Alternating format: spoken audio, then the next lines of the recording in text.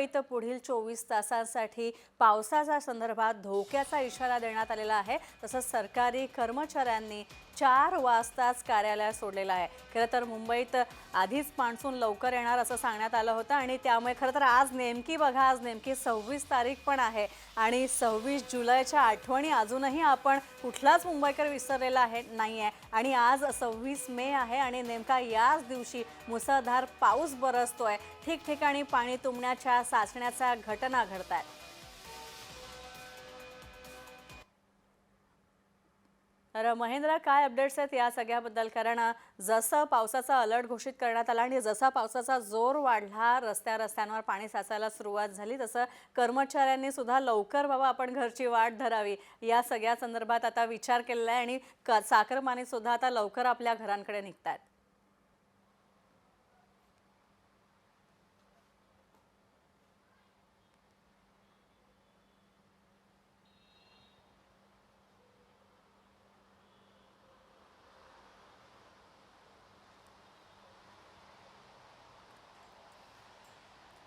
नक्कीच महेंद्र, काय काय माहिती आहे, काय अपडेट्स आहेत या सगळ्याबद्दल? कारण आता पावसाचा इशारा तर देण्यात आलेला आहे आणि त्यामुळे अगदी रेल्वे वाहतूक विस्कळीत होऊ नये, पूर्णपणे बंद होऊ नये आणि घरी जाण्यासाठी आपल्याला अडचणी निर्माण होऊ नये म्हणून चाकरमानी जे आहेत ते हळूहळू देशाकडे आपल्या आपल्या दिशेने, घरच्या दिशेने आता जायला सुरुवात झालेली आहे। काय अपडेट्स आहेत?